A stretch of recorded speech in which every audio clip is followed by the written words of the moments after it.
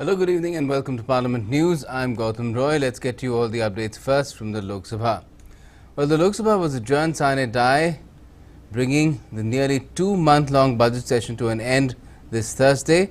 The session started on the 29th of January and was originally slated to end by the 8th of April, but several members had urged Speaker Om Birla to end the session early as they wanted to focus on electioneering that is going on in 5 states that are going to polls. Speaker Birla had recently tested positive for COVID-19 and was not attending the House. In his observations before adjourning the proceedings sine die, Bhartrihari Mahtab, who was in the chair, wished Om Birla a speedy recovery and informed members that the Speaker was stable. In Om Birla's absence, a panel of chairpersons including Mahtab, Rajendra Agarwal, Rama Devi, Meenakshi Lekhi and Midun Reddy chaired the proceedings.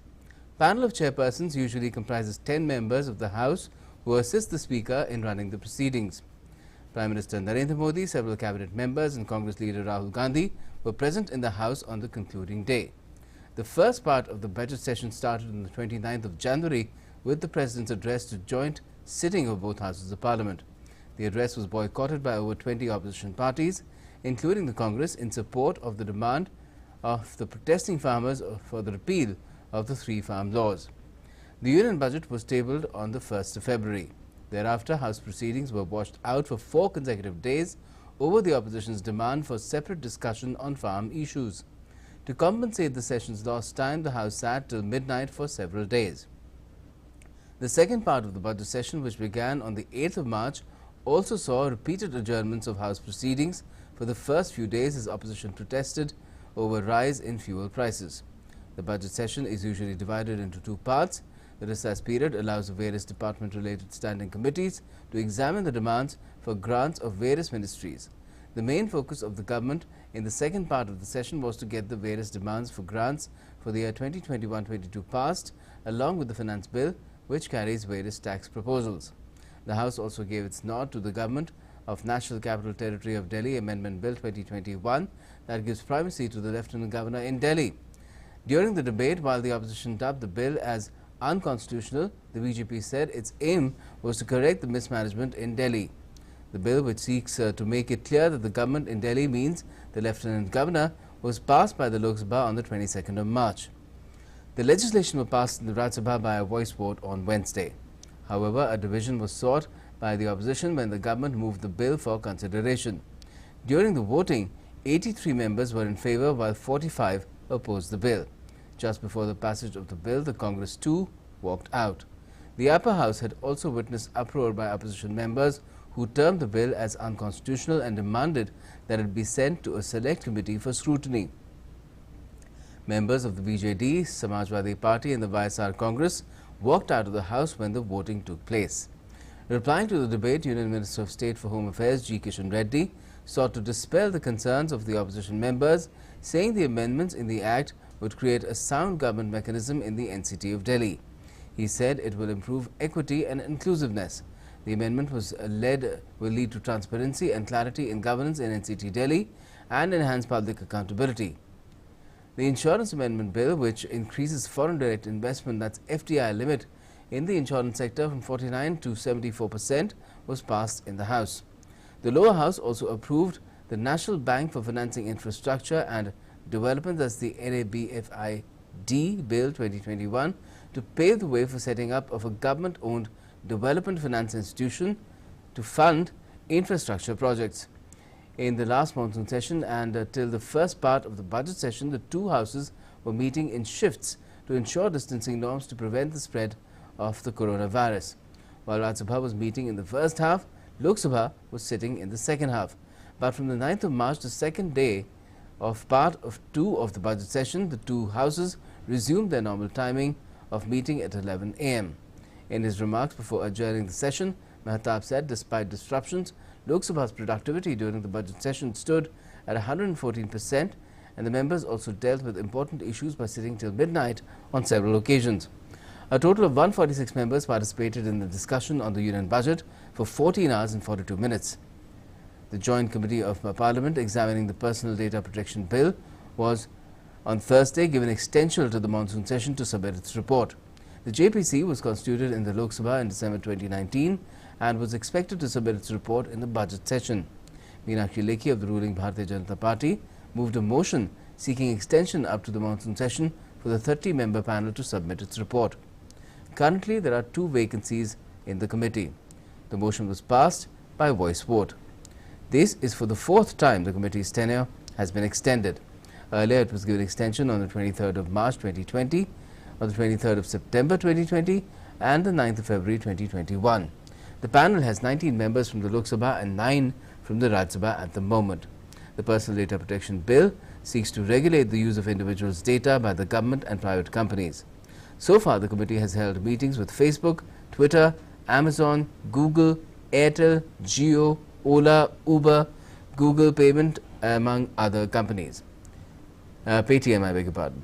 And Union Road Transport and Highways Minister Nitin Gadkari said in the Lok Sabha on Thursday that the centre is working on a proposal to build a double-decker flyover in Steel City, Jamshedpur to reduce traffic congestion there. Replying to a query from Jamshedpur MP Vidyut Baran Mahato during question hour, Nitin Gadkari also said that the total toll collection on national highways is expected to reach 34,000 crore rupees in the financial year ending March the 31st, 2021, despite farmers' protest on some highways, and the level was 24,000 crore rupees in the year 2019-20. The centre has also proposed building a double-decker flyover connecting Chennai port with other vital locations in Tamil Nadu at a cost of 5,000 crore rupees. The minister also said all toll booths across the national highway network will be done away with and complete GPS-based toll collection system will be rolled out. Let's now get you all the updates from the Raj Sabha as well. Well, Parliament has passed the National Bank for Financing Infrastructure and Development Bill 2021, with the Raj Sabha approving it on Thursday. The Lok Sabha passed the bill on Tuesday. Finance Minister Nirmala Sitharaman moved the bill for consideration of the House. It seeks to establish a statutory institution to support the development of long-term infrastructure financing in the country. The institution will be set up as the principal development finance institution, that's a DFI, and development bank to carry on the business of infrastructure financing. Initiating the discussion on the bill, Jairam Ramesh of the Congress urged the Finance Minister to revisit the provisions of the bill. He said, would a government company where huge resources will be invested be without any oversight mechanism? He said the bill is an ambitious one. The Finance Minister has provided it 20,000 crore rupees. It will not even come under the ambit of the CAG. That's what Jairam Ramesh said. He also wondered why the Finance Minister is turning back the clock several years after the Narasimhan Committee, set up in 1991 by the then Finance Minister Dr. Manmohan Singh, came to the conclusion that the era of development financing institutions is over. 30 years after Dr. Singh presented the budget, we are turning back the clock. That's what Jairam Ramesh felt. He also wondered what would happen to other organizations like the LIC, which are doing infrastructure financing. He said the bill should be scrutinized by a standing committee. Syed Zafar Islam of the BJP said the bill is a step by the BJP government and Prime Minister Narendra Modi in the direction of building a new India. This institution will have a dual role of financing and developing infrastructure. Sujit Kumar of the BJD, while supporting the bill, said that the government should ensure adequate checks and balances and accountability. There is a need for world-class institutions and infrastructure in India. Many developed countries have legislation for development finance institutions. That's what he felt. Now, Bandar Prakash of the TRS said it will be a challenge to meet the targets that have been set for the DFI.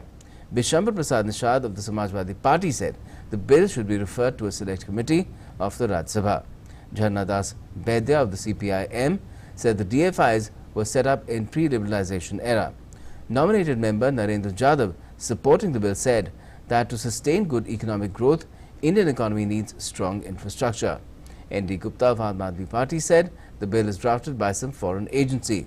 Considering there are no provisions for accountability or oversight, why are we creating this new bank when such institutions have failed earlier? He asked. He also favoured referring it to a select committee. K. Ravindra Kumar of the TDP said the intention behind the bill is good. According to recent estimates, India needs an investment of $4.5 trillion for constructing necessary infrastructure till 2030. Satish Chandra Mishra of the BSP, praised the intent behind bringing the bill because development should be at the core of our policies. Responding to the debate, Finance Minister Nirmala Sitharaman said that most of these existing institutions that are tasked to build infrastructure have outlived themselves. Stating that this is a unique institution, she said, India has always benefited through the various institutional mechanisms which were created. She said that the DFI will establish a credible framework for both equity and debt investment. The Finance Minister also said, we will also offer space for domestic retail investors. The government's stake will start from 100%, but eventually it will be brought down to 26%. But this 26% stake shall remain. It will be professionally run. The government will only appoint the chairman. That's what the Finance Minister said. She also added that the audited report of the DFI will come to Parliament every year. The bill clearly says that the government can ask for a report whenever it deems fit. These reports will be tabled in Parliament as well. This institution will be able to access online access line of credit from RBI. The bill was passed by voice vote. The Raj Sabha bid farewell to 3 of its retiring members from Kerala, Vyala Ravi of the Congress, Abdul Wahab of the IUML and KK Ragesh of the CPI. Bidding farewell to them, Chairperson M. Venkaiah Naidu said they are leaving the House, but their contribution will leave an indelible mark. Thereafter, the chairman announced that the budget session is concluding today. We are concluding the 253rd session of Raj Sabha ahead of schedule. The second session was conducted under COVID protocol. Against 33 sittings, we are concluding after 23 sittings. This House worked for 104 hours during these 23 sittings. This means the productivity of the House was 90%. The chairperson said that a total of 21 hours were lost due to disruptions. He said we need to strive to achieve 100% productivity. The chairperson also said that the House has passed 19 bills, including the consideration and return of Appropriation Number 2 bill. Thereafter, he adjourned the House sine die. That's all we have for Parliament News for the moment. Stay tuned for all the latest to DD India.